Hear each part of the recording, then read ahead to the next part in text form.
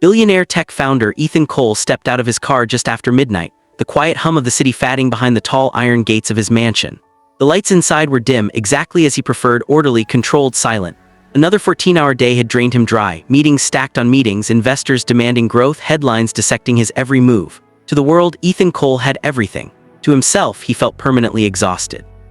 He loosened his tie as he entered the house, the marble floors cold beneath his shoes.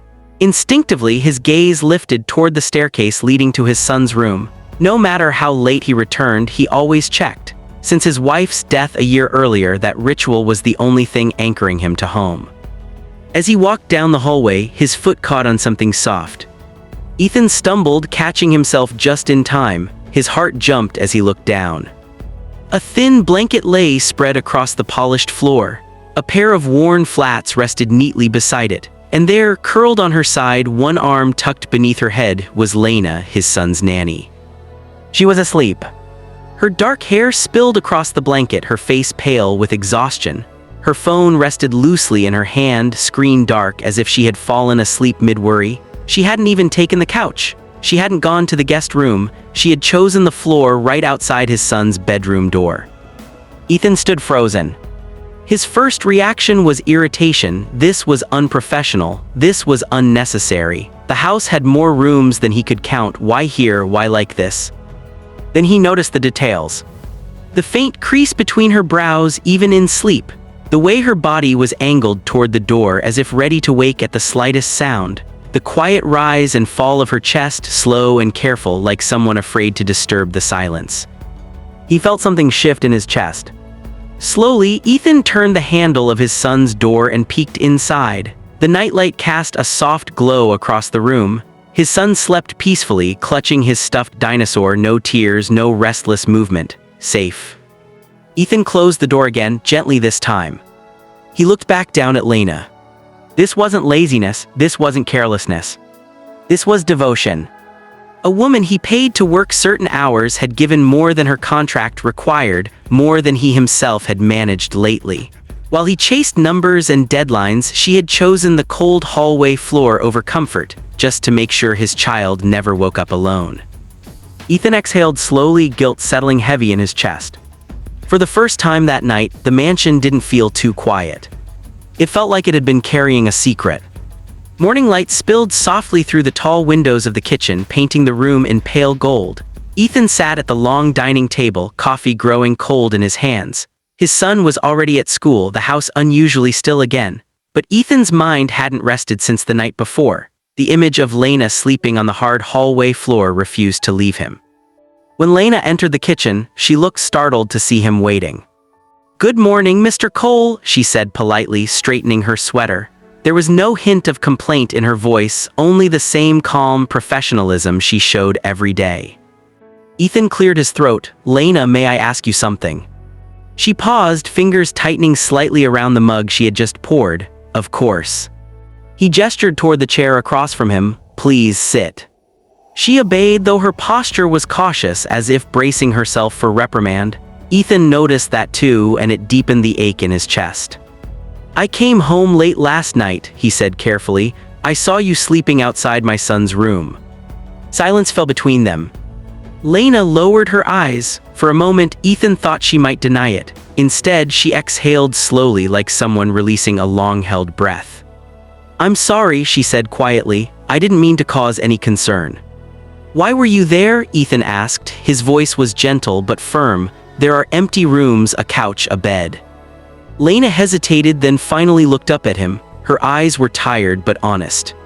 "Since his mother passed," she began, choosing her words carefully, "he's been having nightmares. Some nights he wakes up crying and doesn't want to be alone. If I'm too far away, he panics." Ethan's grip tightened around his coffee cup. "So I started staying near his door," she continued. "That way, if he calls out or even stirs, I'm right there. He goes back to sleep faster that way." "Why didn't you wake me?" Ethan asked quietly. Lena offered a small, sad smile. "You work so hard, you come home late. I didn't want to disturb you when you finally had rest." A heavy silence followed. "And the floor?" he asked. She shrugged lightly as if it meant nothing. "It was easiest. I didn't want to risk not hearing him." Ethan felt the sting then, sharp and undeniable. How long, he asked. Lena hesitated again. Most nights, she admitted, for months. Months. She had never complained, never asked for overtime, never hinted at exhaustion. She had shown up every morning with patience, warmth, and a steady smile while quietly sacrificing her own comfort so his child wouldn't suffer alone. Ethan leaned back, shame washing over him. He had hired her to care for his son. But she had given something far greater, her heart, her nights, and her silence. And in that moment, Ethan realized just how much he had overlooked. The afternoon sun hung low as Lena pushed open the front gate, her hand wrapped around the small backpack her charge had insisted on carrying himself. The park visit had gone as usual, swings, laughter, a melted ice cream, and a dozen questions about dinosaurs. It had been a good day, ordinary, safe. But the moment she stepped inside the house, something felt wrong. The air buzzed with unfamiliar voices. Footsteps echoed where silence normally lived.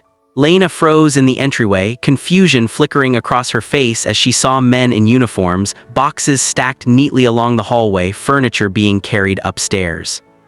Her heart skipped. Had she done something wrong? She guided the boy toward the living room where Ethan Cole stood speaking quietly with one of the movers. He turned when he saw them, his expression unreadable, too calm, too deliberate.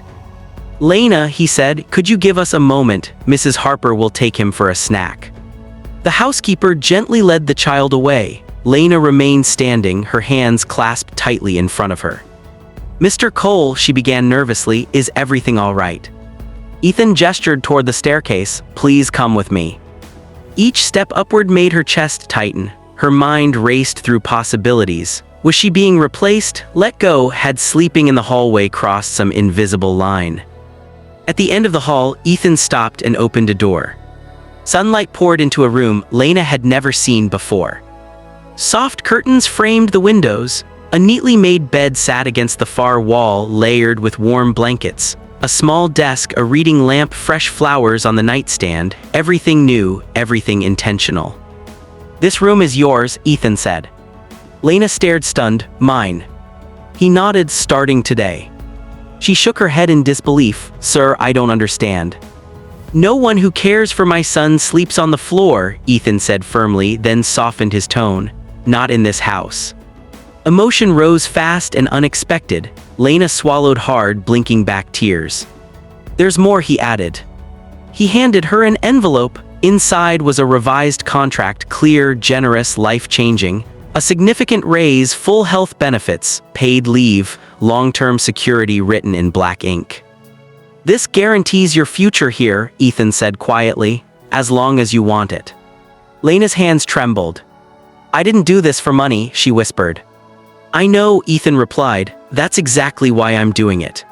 For the first time since she'd started the job, Lena felt seen not as hired help but as someone who mattered. And as she stood in that warm, quiet room, she realized something had changed. This wasn't just a house anymore. It was beginning to feel like home. That night the mansion felt different. Not quieter, warmer.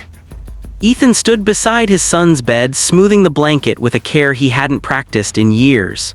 The boy looked up at him, surprised but pleased, his eyes bright beneath the soft glow of the night lamp. Daddy, he whispered, are you staying? Ethan swallowed and nodded. Yes, buddy, I'm right here. He read the story slowly, stumbling over the silly voices at first, then finding his rhythm. When the book closed, he stayed longer than necessary, watching his son's chest rise and fall, memorizing the peacefulness of the moment. For the first time since his wife's passing, he wasn't running back to emails or meetings. He was present. From the doorway, Lena watched quietly, her heart full. She didn't interrupt. She didn't need to. This was something Ethan had to discover on his own. When the boy finally drifted to sleep, Ethan turned and caught Lena's eyes. He gave her a small nod, not the distant, polite one he used to offer, but something deeper, grateful. Good night, he said softly. Good night, Mr. Cole, she replied, smiling. Upstairs, Lena settled into her new room. The bed felt impossibly soft. Clean sheets, a pillow that didn't smell like hallway dust or exhaustion. She lay there for a long moment, unsure how to relax, her body so used to listening for footsteps, for cries, for fear. Then she heard it. Laughter. Soft, genuine laughter drifting up from downstairs. Ethan and his son talking, connected, healing in small, quiet ways. Lena closed her eyes, tears slipping free, not from sadness but relief. Downstairs, Ethan remained seated at the edge of his son's bed long after sleep had claimed him. His thoughts drifted, not to stock prices or board meetings, but to the woman who had guarded his child's nights while he chased daylight success. Money had built this house, but kindness had filled it. Ethan finally understood what no business school had ever taught him. Trust is earned in silence, loyalty is born from being seen, and family is formed by those who choose to stay, even when no one is watching. As the lights dimmed and the house settled into rest, something unspoken but powerful took root. Lena wasn't just the nanny anymore. And Ethan wasn't just an employer. In that quiet house bound by loss, care, and second chances, a new kind of family had begun to grow.